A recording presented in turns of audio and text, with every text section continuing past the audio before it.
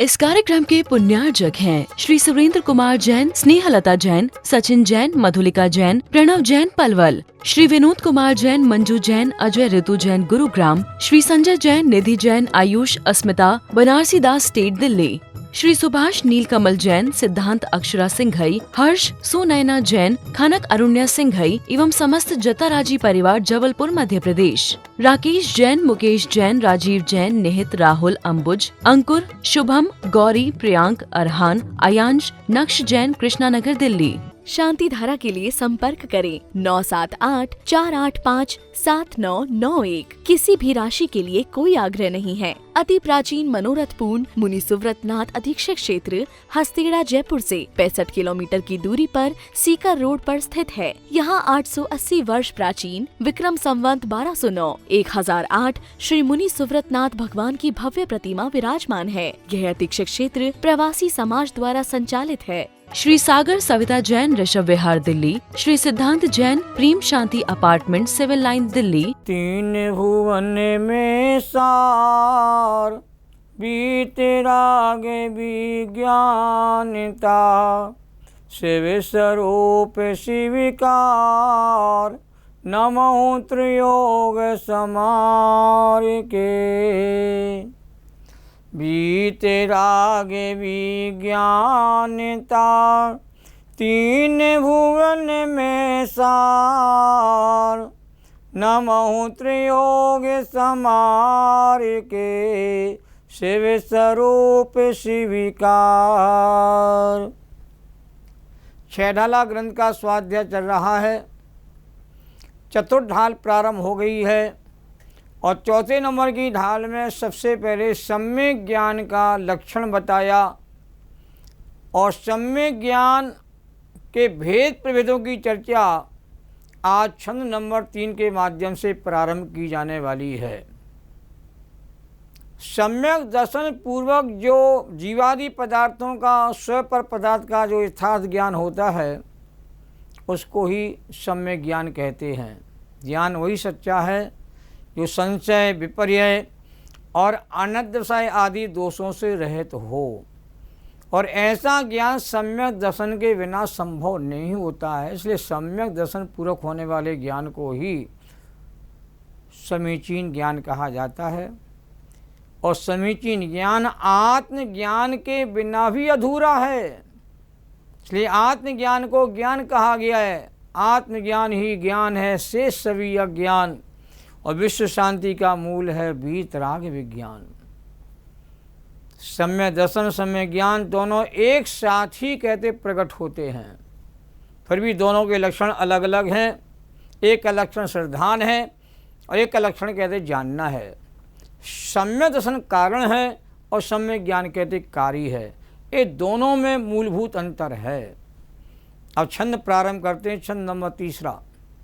तास भेद दो हैं, परोक्ष परतक्ष तिन माही, मति सुत दोय परोक्ष, अक्ष मन ते उपजाही।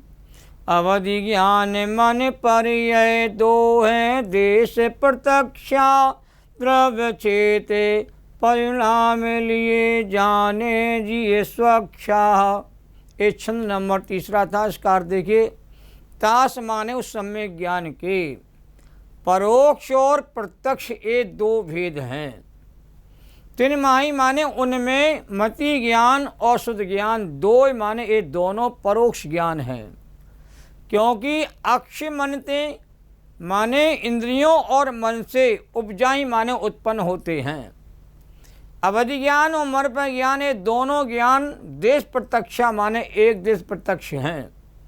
क्योंकि जी माने जीव, इनमें द्रव क्षेत्र,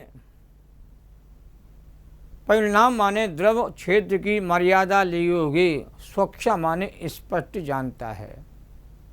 इस प्रकार से छंद का अर्थ हुआ।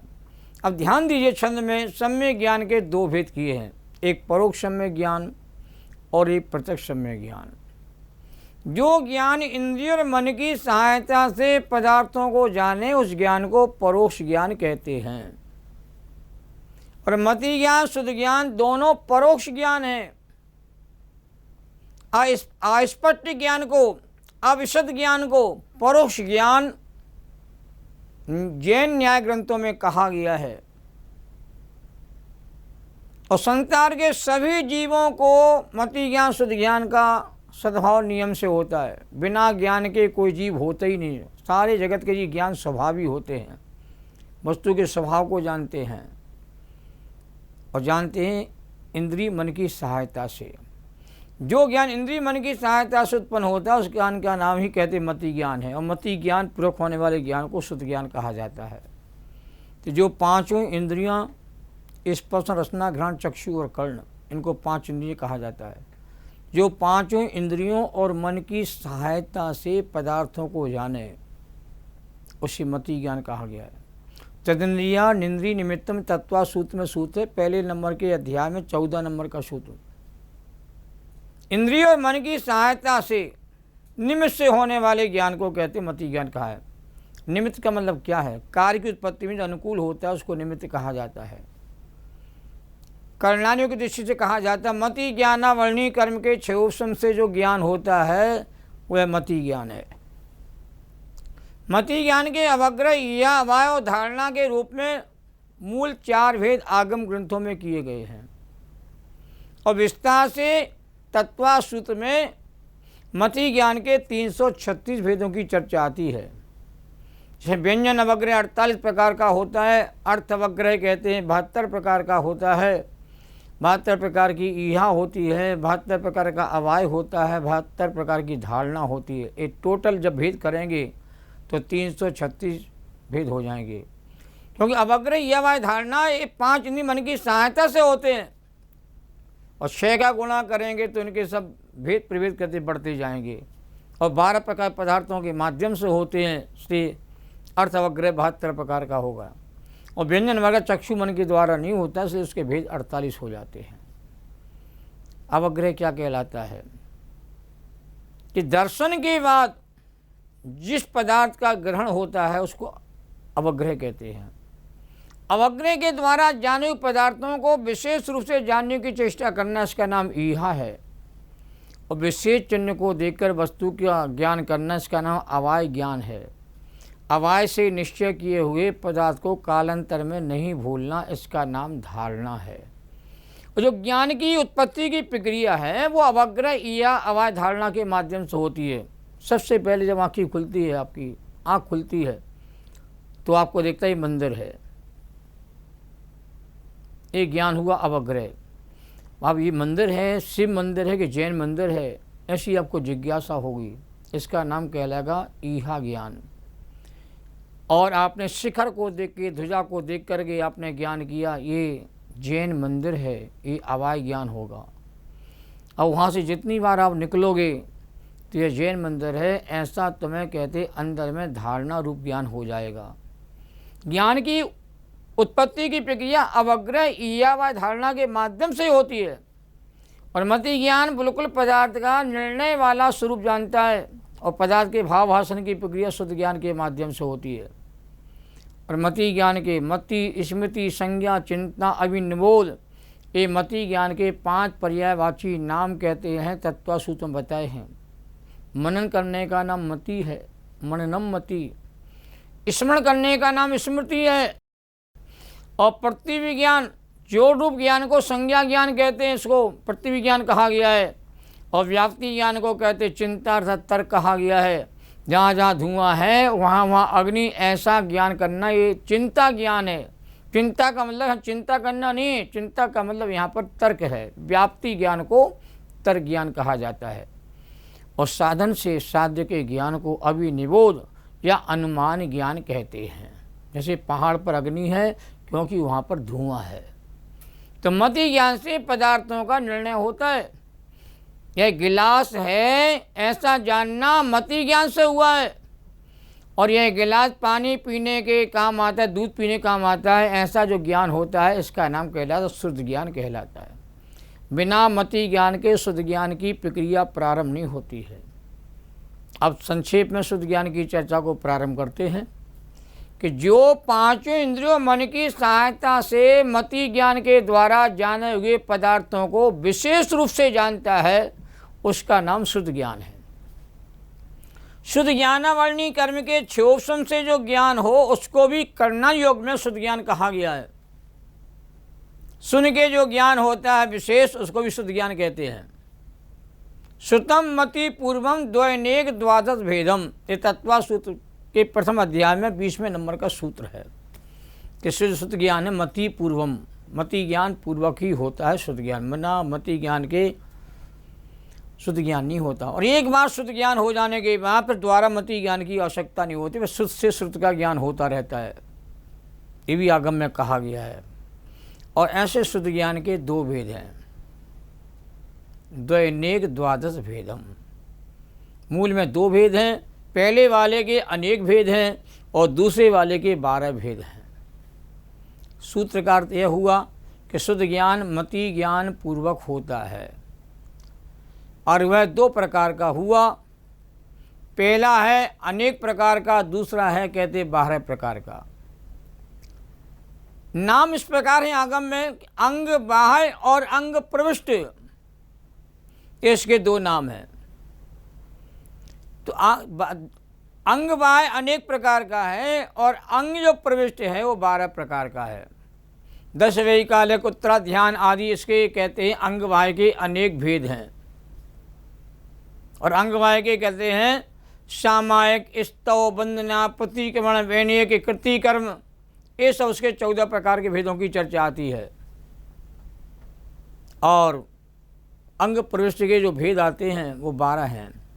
12 अंगों के भीतर जो रचना होती है उसको कहते हैं अंग प्रविष्ट कहा जाता है। आचारांग है, सूत्रकृतांग है, स्थानांग है, समवायांग है, व्याख्या प्रगति है, ऐसे कहते 12 प्रकार के अंग जो हैं वो अंग प्रविष्ट कहलाते हैं।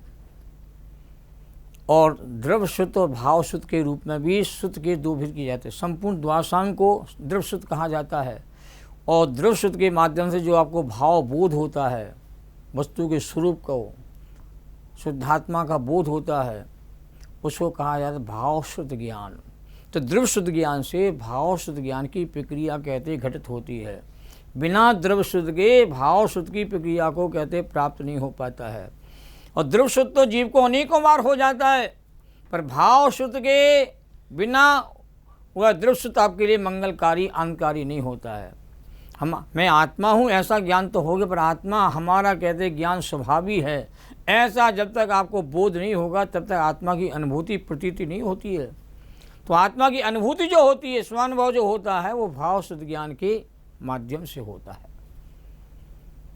अब चर्चा आती है आपकी अवधि ज्ञान की या प्रत्यक्ष ज्ञान की चर्चा आती है कि इंद्रिय प्रकाश मन और उपदेश आदि के बिना जो ज्ञान आत्मा सीधा ही उत्पन्न होता है, डायरेक्ट ज्ञान को प्रत्यक्ष ज्ञान कहते हैं और इनडायरेक्ट ज्ञान को परोक्ष ज्ञान कहते हैं। बिना किसी की सहायता के सीधा डायरेक्ट बिल्कुल आत्मा से जानना हुआ, उसका नाम प्रत्यक्ष ज्ञान है। और जैन न्याय ग्रंथों में स्पष्ट ज्ञान को, विशद ज्ञान को, निर्मल ज्ञान को प्रत्यक्ष कहते ज्ञान कहते कहा गया है। और प्रत्यक्ष ज्ञान माने आँखों से देखी वाली प्रत्यक्षता की बात नहीं है, उसको तो जैन न्याय ग्रंथों सामव्यवहारिक प्रत्यक्ष की संज्ञा दी है। इंद्रियों के द्वारा जो डायरेक्ट आपको ज्ञान होता है उसको जैन न्याय में कहते हैं तो परोक्ष ज्ञान वो, क्योंकि हमने इंद्रिय के द्वारा जाना है, तो उसको कहते हैं हमने व्यवहार में कहते इंद्रिय ज्ञान को भी कहते हैं प्रत्यक्ष की कोटि में रखा जाता है। मेरी आँखों देखी बात है, मैं झूठ नहीं बोल रहा हूँ। तो व्यवहार में उसको परोक्ष ज्ञान को प्रत्यक्ष कहने की पद्धति है, पर उसका नाम है साम व्यवहारिक प्रत्यक्ष। पर स्पष्ट ज्ञान हो, निर्मल ज्ञान हो, शुद्ध ज्ञान हो, डायरेक्ट ज्ञान हो, उस ज्ञान का नाम यहाँ पर प्रत्यक्ष ज्ञान है। अब इस देखो प्रत्यक्ष ज्ञान के भी दो भेद हैं, ऐसे मत परोक्ष ज्ञान के दो भेद थे ना, इसके भी कहते हैं एक देश प्रत्यक्ष और सकल प्रत्यक्ष। अवधि ज्ञान मन प्रज्ञान दोनों को एक देश प्रत्यक्ष ज्ञान कहते कहा गया है और केवल ज्ञान को सकल प्रत्यक्ष ज्ञान कहते कहा गया है। अब अवधि ज्ञान क्या है? तो अवधि ज्ञानावरणी कर्म के क्षोभम से रूपी पदार्थों को जानने वाले ज्ञान को अवधि ज्ञान कहा जाता है। जो इंद्रियों की सहायता के बिना रूपी पदार्थ को द्रव्य से काल भाव की मर्यादा ली हुए स्पष्ट जाने, उसका नाम कहते अवधि ज्ञान है।